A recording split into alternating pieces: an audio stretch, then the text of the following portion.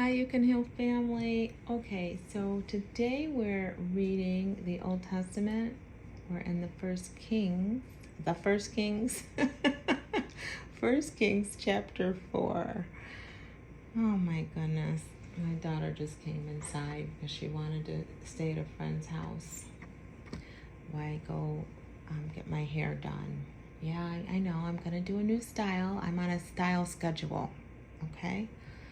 I'm on a style schedule on this healthy hair journey. So I'm going to do that. And my daughter's going to my mom's. And now she's all mad at me. But hey, that's just how it goes.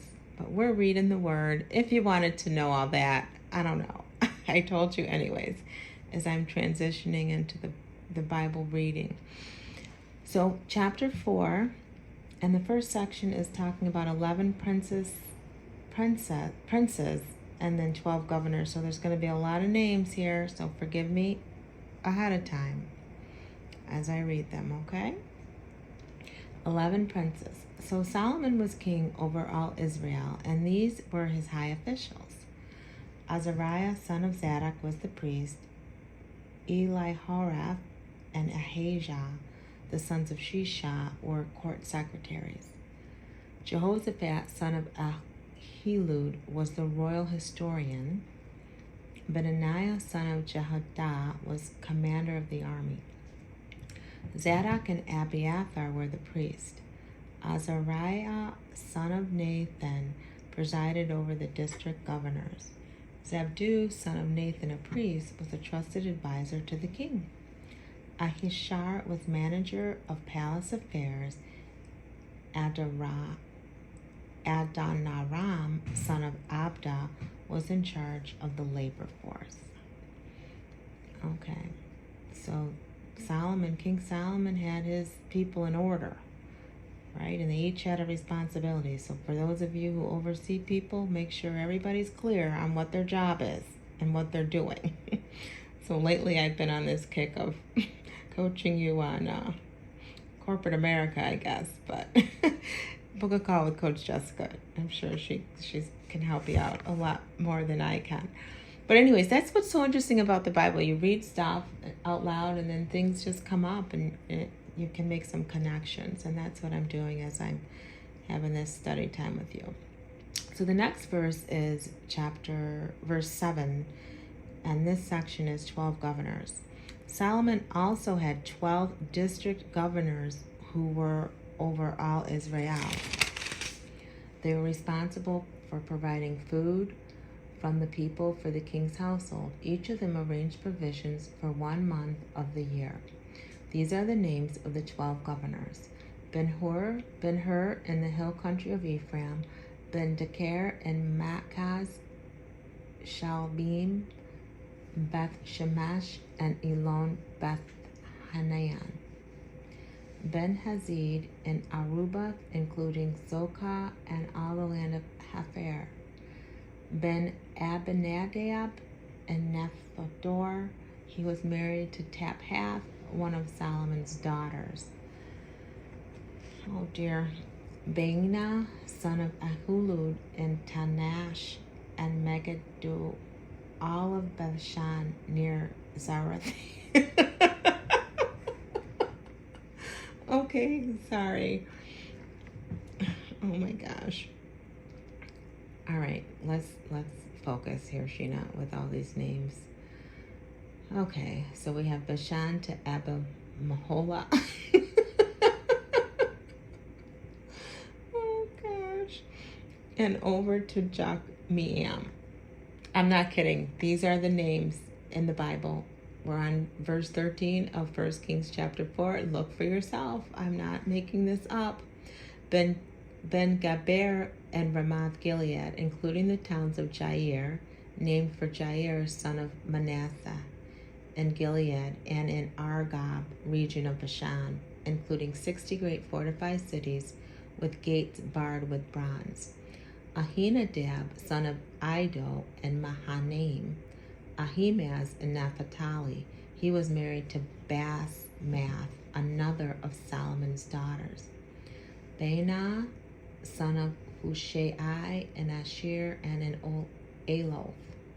Jehoshaphat, son of Paruah, and Issachar. Shimei, son of Elah, and Benjamin.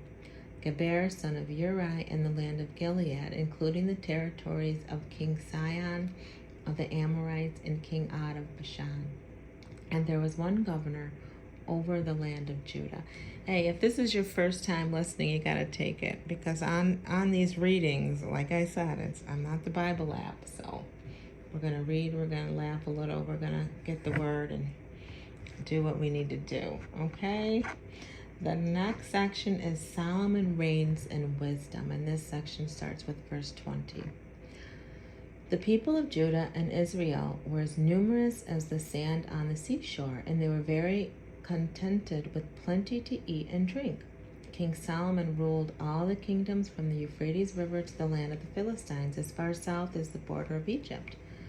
The conquered peoples of those lands sent tribute money to Solomon and continued to serve him throughout his lifetime. The daily food requirements for Solomon's palace were 150 bushels of choice flour and 300 bushels of meal, 10 oxen from the fattening pens, 20 pasture-fed cattle, 100 sheep or goats, as well as deer, gazelles, roebucks, and choice fowl. Solomon's dominion extended over all the kingdoms west of the Euphrates River, from Tiphsah to Gaza, and there was peace throughout the entire land. Throughout the lifetime of Solomon, all of Judah and Israel lived in peace and safety. Now, let's just stop for a second. Let's look at those two words, peace and safety. If you're in a relationship, so yeah, we're taking it there, and you don't have peace and you don't feel safe, you need to second guess that thing, right? You need to take a look at your situation. But peace and safety, right? Those are things that God offers us, and hopefully you're with someone who represents Christ, right? So there's my 2 cents there. But that's what I was thinking, and like I said, when I'm reading these, sometimes you guys get my thoughts. And it goes on here to say, and from Dan to Beersheba, each family had its own home and garden. Solomon had 4,000 stalls for his chariot horses and 12,000 horses. The district governors faithfully provided food for King Solomon and his court, each during his assigned month. They also brought the necessary barley and straw for the royal horses in the stables. God gave Solomon great wisdom and understanding and knowledge too vast to be measured. So Lisa Smiles had a comment from yesterday's reading about sometimes these dreams that we have are real, become manifested in real life. Because I always thought it wasn't a dream. In fact, his wisdom exceeded that of all the wise men of the East and the wise men of Egypt. He was wiser than anyone else, including Ethan and Ezrahite and Heman, Kelpal, and Darda, the sons of Mahal. His fame spread throughout all the surrounding nations. He composed some 3,000 proverbs and wrote 1,005 songs. He could speak with authority about all kinds of plants, from the great cedar of Lebanon to the tiny hyssop that grows from cracks in the wall. He could also speak about animals, birds, reptiles, and fish. And kings from every nation sent their ambassadors to listen to the wisdom of Solomon. So Solomon knew a lot about everything, not just running the kingdom, but plants and animals and trees. So that's interesting. That's interesting that was added in there. So I guess, don't just be a one, know a little bit about something so you can have some good conversations with people and stuff like that. That's what I think of when I read that. But my daughter just came back and she's upset, so let me deal with that. And we'll be back tomorrow. We're going to finish up, and it looks like it's talking about the temple, materials, and the laborers. So the temple's going to start to be built, it looks like. All right, You Can Heal family. Always remember, true healing begins with self-love. Why? Because God is love, and He lives on the inside of you. And again, excuse my laughter, but those names just got me today.